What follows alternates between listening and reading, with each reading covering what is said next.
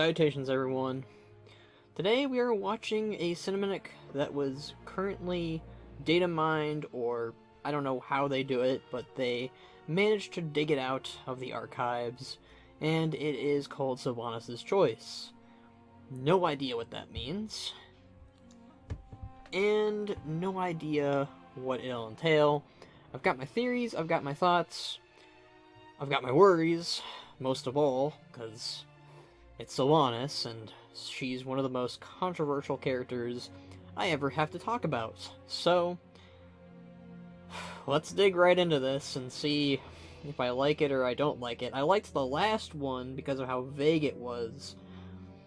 Kind of hoping that we get that same vagueness, if I'm being blunt. But at the same time, I kind of want to know what they're doing with the character, so I can either be disappointed now or disappointed later. If that's honestly the best way to phrase it at this point. So, let's just dig right into it. Let's go ahead. I'm gonna not even talk about my theories and what this might be, because that could spoil it. So, let's go ahead and just watch it and see what I think. I don't know when this takes place, so bear with me here. Alright, we're in Torghast, and we've got a friend here. Sire Denathrius has been taken prisoner. What is our plan to recover him? Every soul has its purpose.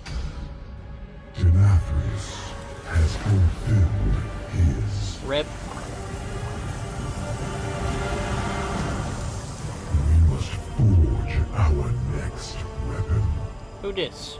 He's not ready. Then a more direct approach is necessary.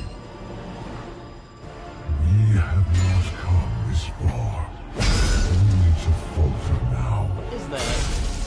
You know what must be done.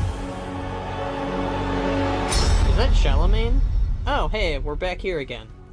There she is again. You know, these endless lectures of yours Have failed to convince you. Hi. Regardless, the conversation is over. One way or another, we will have you. Anduin is such a mood. So I will offer this one last time. He's gonna say no. Join our cause, or be made to serve. What kind of choice is that? Why even give me? It's the choice you never had.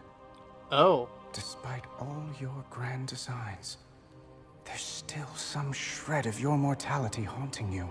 Really? As if the Banshee Queen hasn't entirely eclipsed the Ranger General. Don't. Now I Don't. understand why you brought me here. Why you've tried so hard to persuade me. Because if you can get me to let go of hope, you finally can too. Enough! Submit! Oh, shit! You are only making this harder on yourself. Look at that! Not harder on me. Charlemagne Frostmourne. Right now, you hold all the power. How will you use it? I've not come this far to falter now. Okay. Then why do you hesitate? I love that Anduin's the one that's Make your making her choice. this way. Sylvanas Windrunner. Okay. Okay, I was expecting something far worse than that. Once again, Blizzard. You... I don't know what you're doing to me, man. I don't know what to say about this. That is... Okay, I was expecting something worse. We're not getting the reveal then. And this does not mean my one video that I'm working on is, you know, worthless. I do like that they basically made Charlemagne into Frostmourne 3.0, because we're, you know, or 4.0? I guess it would be 4.0. Alright, let's go ahead and see what we got here. Alright, let's review this. Okay, so it opens up right into Torghast with one of the forgers basically hammering away at Charlemagne and forging it into Frostmourne 4.0. Sylvanas comes in, telling that, you know, Denathrius is done for, and Zaval has no intention of, you know, freeing him, you know, saving him, which could mean Denathrius could, you know, be redeemed by us, or he's just gonna, you know, wallow in Revendreth. And the jailer's like, alright, well, it's time to make our next weapon then. And Sylvanas is like, he's not ready. He's not ready to join us. He's not ready to do what is necessary. And jailer's like, I don't care. We're gonna go ahead and do it now. We're gonna force him into a weapon. And Sylvanas doesn't look too pleased about that. And she goes back to lecture Anduin. And Anduin, as always, is tired of her, like most of us. And, he's such a mood right now. And they have a little chit-chat. They have a little long talk about, Choice, which is perfectly named for the cinematic. And Sylvanas is constantly giving him this choice of join her or be made to join. And Anduin finally has a big brain and goes like, wait a minute. This is because you never had that choice. If I choose to join you, then clearly, then there's no reason to still have hope. So Sylvanas, she, despite everything, she has hope still. A little bit. Not a lot, but a little bit. According to Anduin. I mean, considering her reaction here, it does seem that way. And this is what okay, let me stop right here from talking further. But this is what I like about the cinematic and the direction that they're doing, okay? And I think people need to understand where I'm coming from with this. Rather than them having Sylvanas be this big brain baddie who always was going to backstab the jailer, always was going to save the day, no, they're not doing it that way, and that is what they need to do. They're having Anduin be the one to tell her, you have the choice. You have the option to redeem here.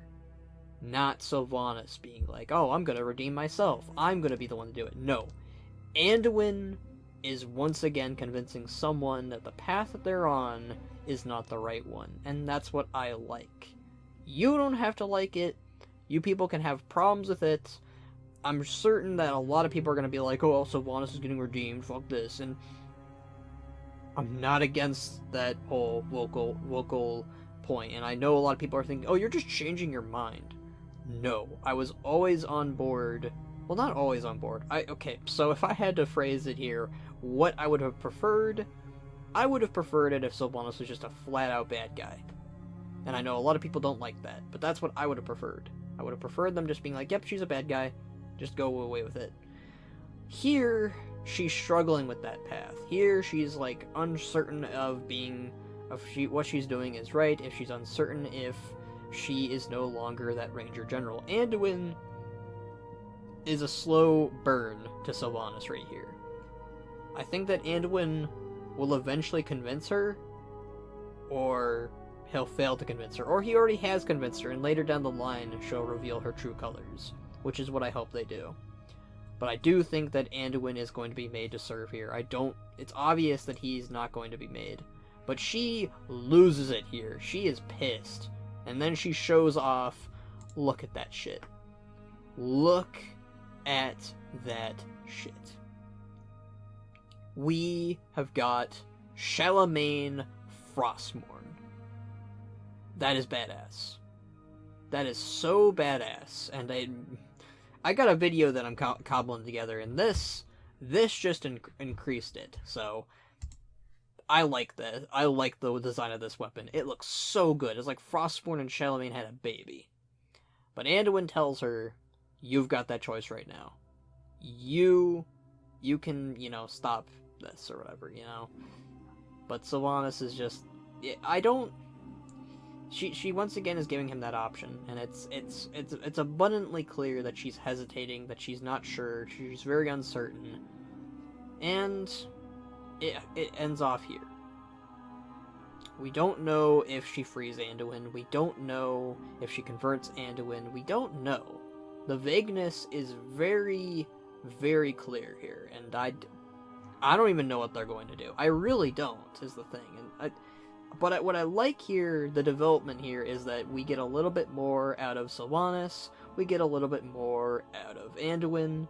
Anduin kind of, he figures it out. He figures things out. He's like, you want to convert me so badly because you didn't have that choice. I like that direction, personally. I know a lot of people won't.